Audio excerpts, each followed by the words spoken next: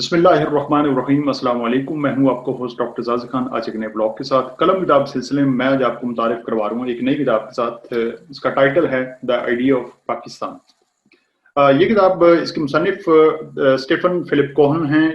American मुसन्निफ हैं जिनके इस मौजू से मुतल्लिक दीगर भी कुतब आ चुकी हैं। वो गुज़श्ता 2 दिहाइयों से वो पाकिस्तान और हिंदुस्तान की सियासत, उसकी माशरत और उसकी जो इस्टेब्लिशमेंट है उस पर वो किताबें तहरीर करते रहे हैं। वो उनकी गुज़श्ता साल ही उनका इंतकाल हुआ है। ये किताब 2004 में लिखी गई, लेकिन पाकिस्तान से मुतल्लिक इसी मौजू के साथ द फ्यूचर ऑफ पाकिस्तान के उन्वान से ये किताब उनकी 2011 में पब्लिश हुई। 2004 में जब ये किताब शाया हुई तो उस वक्त पाकिस्तान पर हुकूमत थी जनरल परवेज मुशर्रफ की, अमरीत थी। तो पाकिस्तान के हालात भी उस वक्त मुख्तलिफ थे। जंगो जदल, दहशतगर्दी का माहौल था, अंदरूनी तौर पर पाकिस्तान गैर मुस्तहकम था और पाकिस्तान की जो एक तस्वीर और उसका एक जो नुक्ता नज़र परसेप्शन उभर कर सामने आ रही थी वो कुछ खुशगवार या एक ज्यादा उसमें सेहतमंदाना रुझान नहीं था। अब इस किताब के जो दरअसल इस किताब को तफसील से बयान करना यहाँ पर मकसूद नहीं, इसलिए कि ये किताब जो मारूजी हालात थे उस वक्त के हालात थे जब जिस वक्त पाकिस्तान एक अंदरूनी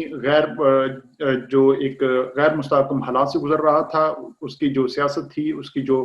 समाजी जो और मुआशी सूरत हाल थी वो उस वक्त कुछ बेहतर नहीं थी। तो ये किताब उसी सूरत हाल पर फिट आती है, अगरचे इसमें बहुत सारे ऐसे नुक्ता नज़र पेश किए गए हैं कि जो जिनसे एक बतौर तालिब इल्म मैंने बहुत कुछ सीखा, और अगर कोई इसमें दिलचस्पी रखता है तो वो भी इससे बहुत कुछ सीख सकता है। कम से कम मुझे ये इस किताब को पढ़कर ये लगा कि इस मुसन्नफ की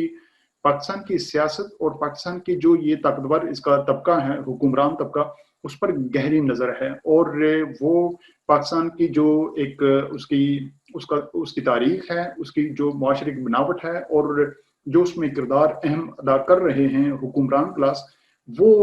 उसके पस मंज़र और उनकी सोच और उनके तरीक़ेकार पर के बारे में बखूबी इल्म रखता है। ये मेरी इसके बारे में एक मेरी ये राय बनी। अब इसके मुख्तलिफ अबवाब हैं जो इसमें जो ये अबवाब पाकिस्तान की जो परसेप्शन है और नुक्ता नज़र है, मुख्तलिफ किरदार और जो फैक्टर्स हैं पाकिस्तान की रियासत में, उनके नुक्ता नज़र से ये किताब लिखी गई है। अब मसलन इसमें देख लीजिए कि एक बाब जो है वो है दी आर्मीज पाकिस्तान, फिर उसके बाद पॉलिटिकल पाकिस्तान, उसके बाद इस्लामिक पाकिस्तान, और उसमें बहुत ही अहम एक जो बाब है वो है रीजनलिज्म एंड सेपरेटिज्म, और उसके बाद फिर Pakistan future and American perspective, American options. तो इसमें यानी कि पाकिस्तान की जो मुख्तलिफ वहाँ पर किरदार हैं जो रियासत और हुकूमत चलाते हैं, या पाकिस्तान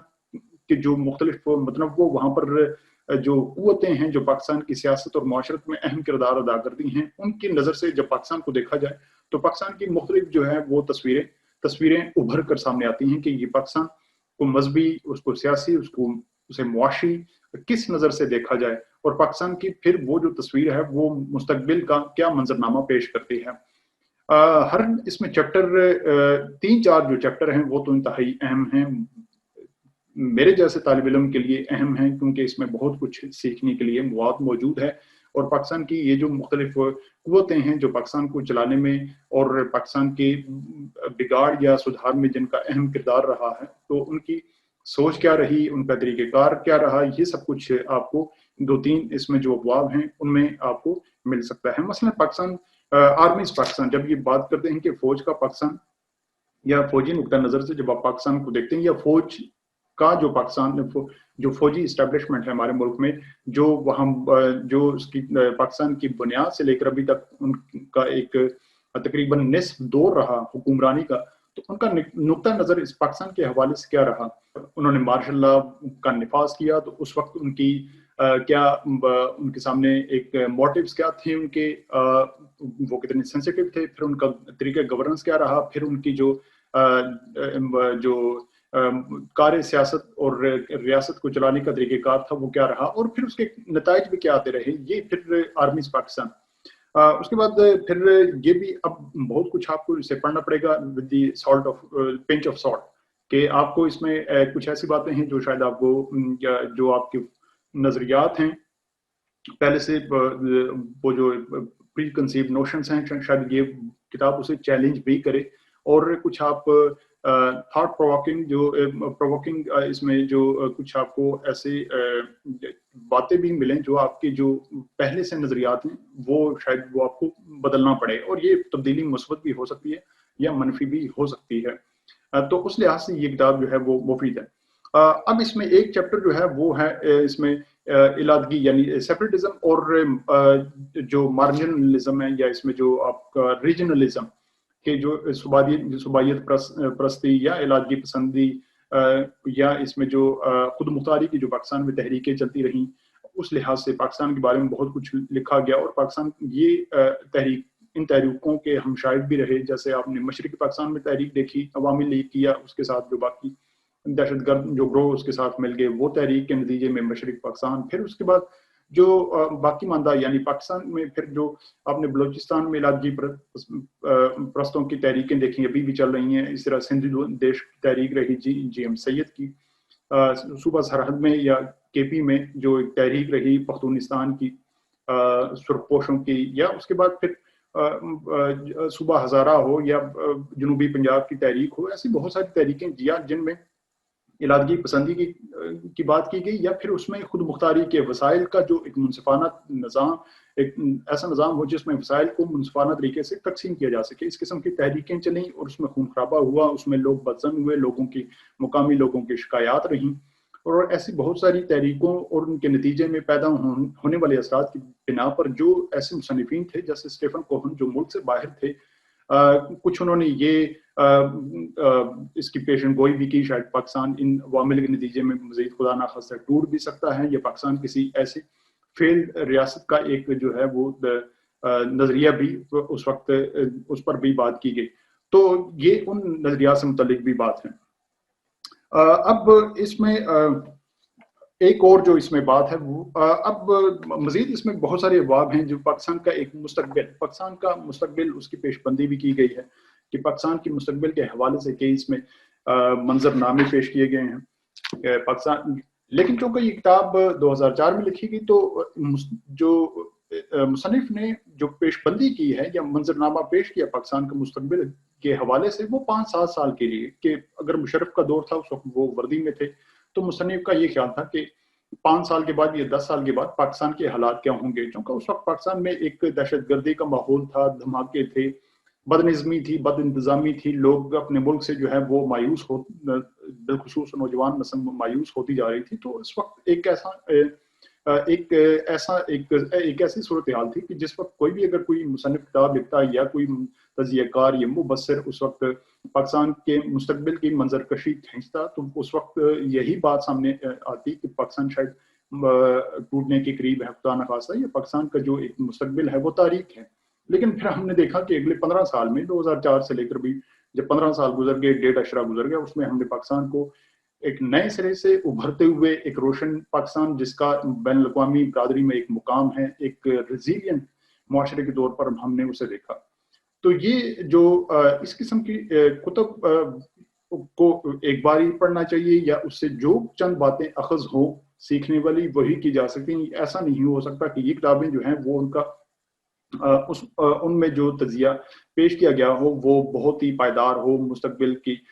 حتمی اس میں پیشن گوئی کی گئی ہو، ایسا کچھ نہیں۔ اب اس میں جو اس کتاب کا لب لباب ہے وہ آپ سن لیجئے۔ اب لب لباب اس کتاب کا یہ ہے کہ پاکستان کا جو مستقبل ہے وہ جمہوریت سے منسلک ہے۔ اس کی وجہ یہ ہے کہ جو اس مصنف کی دلیل بھی ہے اور یہی میرا یقین بھی ہے اور یہی میرے خیالات بھی ہیں، وہ یہ کہ پاکستان کا جو معاشرہ ہے وہ کثیر الانواع، کثیر الثقافت، یعنی ایک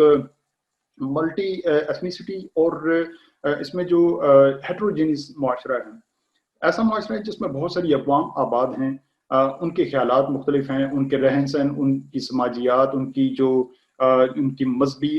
جو ان کے خیالات ہیں وہ الگ ہیں، اسی طرح ان کے جو سماجی یا تمدنی جو ان کے جو رہن سہن کے طریقہ کار ہیں وہ مختلف ہیں۔ تو ان سب کو ملا کر ایسا ممکن نہیں کہ ایک ایسی اتھارٹی جب بھی اقتدار میں آئے، جیسے آمریت کے طور پر جب بھی کوئی آمر اقتدار میں آیا، फौजी डिक्टेटर, तो उसने इन तमाम चीज़ों को पसे पुश डालते हुए एक सेंट्रलाइज्ड सिस्टम तश्कील दिया कि जिसमें वो तमाम इख्तियारात जो हैं वो मरकज़ के पास हों, या फिर उसमें जो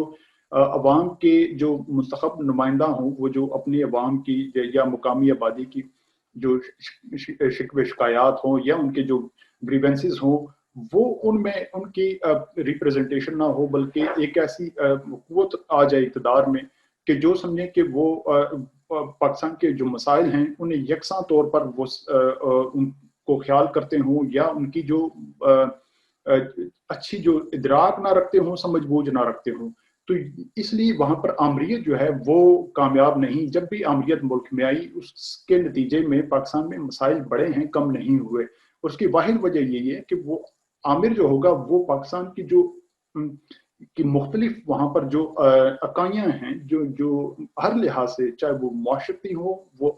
तमदनी हो, वो सियासी मजहबी हो, उनकी वो नुमाइंदगी नहीं करते, या उनकी जो बनावट है और उनके नतीजे में पैदा होने वाले जो उनके जो मसाइल हैं या उनकी जो शिकायत हैं,